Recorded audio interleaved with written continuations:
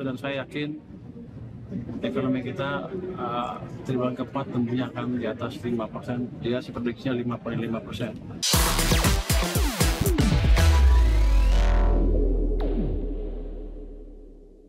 Selanjutnya ada informasi dari dalam negeri ya David ya, di mana banyak lembaga dunia meragukan pertumbuhan ekonomi Indonesia di tahun ini bisa tumbuh di angka 5%. Ya, Menteri Keuangan tetap optimistis pada kuartal keempat perekonomian Indonesia mampu tumbuh mencapai 5,5%. Ya, Bank Dunia melalui laporan East Asia and Pacific Economic Update edisi Oktober 2025 memproyeksikan pertumbuhan ekonomi Indonesia sepanjang tahun 2025 hanya mencapai 4,8%. Angka ini naik tipis dari proyeksi sebelumnya sebesar 4,7% atau masih di bawah target pemerintah yang dipatok di level 5%.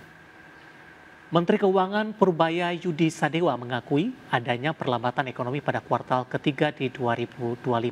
Namun dirinya menyebutkan faktor domestik menjadi penyebab utama, termasuk dampak dari gelombang unjuk rasa yang sempat terjadi di sejumlah daerah beberapa waktu lalu.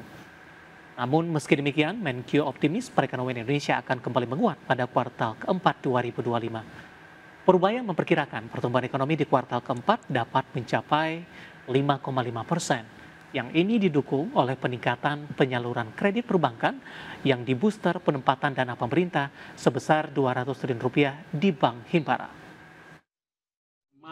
Mungkin ya triwulan ketiga akan lambat karena memang perlambatan kemarin kan Anda lihat demo-demo itu kan, itu sebetulnya indikasi ekonomi melambat. Cuma kan triwulan keempat akan tumbuh lebih cepat kan. Sekarang kredit sudah tumbuh di satu bank dari 8 ke 11% naiknya. Saya harapkan tempat lain juga seperti itu dan saya yakin ekonomi kita triwulan keempat tumbuhnya akan di atas 5%. Dia sih prediksinya 5,5%. Triwulan keempat aja ya. Artinya saya nggak penting pernah jatuh, yang penting ke depan arahnya kemana. Karena akan lihat ke depan akan naik terus, bukan meroket. Situ. Sementara itu pemirsa, pelaku usaha justru sangat optimis bahwa pertumbuhan ekonomi di tahun 2025 tumbuh sangat positif. Ya, pasalnya dari segi kinerja ekspor cukup meningkat drastis. Menurut Ketua Perdagangan Internasional Kamar Entrepreneur Indonesia atau KEND, Shanti Samdasani, menyatakan prospek perekonomian Indonesia cukup positif di tengah gejolak perdagangan global, di mana sejumlah sektor perdagangan di berbagai komoditas menunjukkan peningkatan yang signifikan. Terlebih lagi menurut Shanti, saat ini resiliensi Indonesia cukup kuat dan masih terbaik dibandingkan dengan 7 negara lainnya, terutama di sektor perdagangan, investasi, dan juga industri. Dan mereka melihat Indonesia selama ini poin yang penting yang ingin saya sampaikan juga. Selama ini dari 1 tahun ini mulai Trump mengumumkan tarif sampai sekarang, kalau saya pelajari 7 negara ya, 7 negara saya pelajari, resiliensi Indonesia adalah tergolong salah satu yang terbaik. Oke.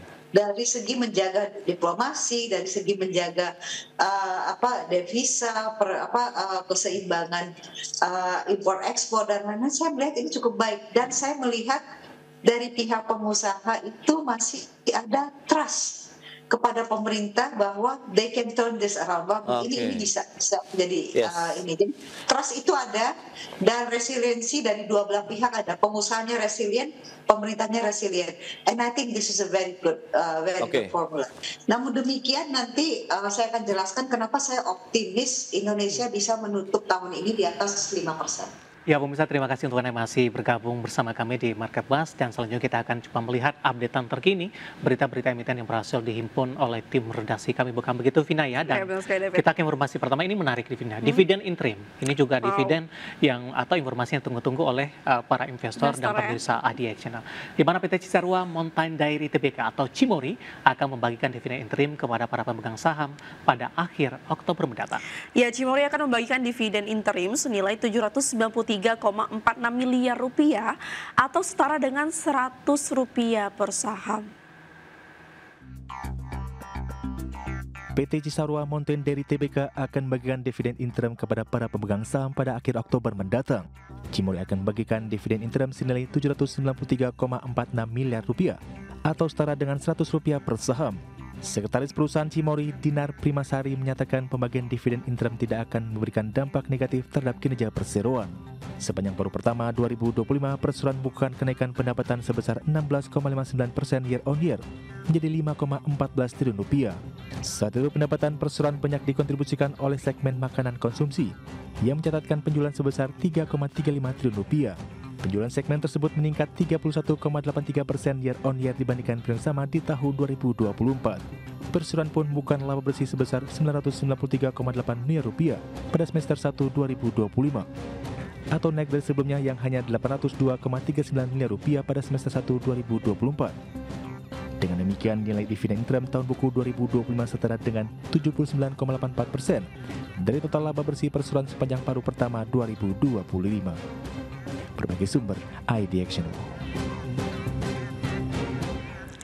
Pemirsa, PT Wahana Interfood Nusantara Tbk mencatatkan kinerja yang kurang mengesankan di sepanjang semester 1 2025. Ya, melansir keterbukaan informasi, Perseroan mencatatkan rugi bersih sebesar 82,53 miliar rupiah per semester pertama 2025.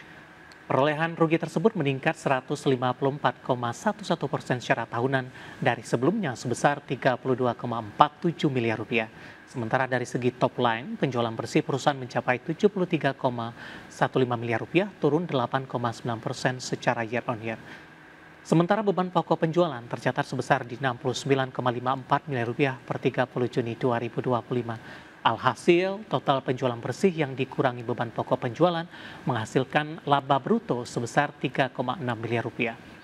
Di mana secara rinci penjualan perusahaan datang dari jenis produk kompon coklat senilai 27,36 miliar rupiah, di mana real coklatnya 8,64 miliar rupiah dan cocoa powder di 28,47 miliar rupiah dan food beverage di 867 miliar rupiah.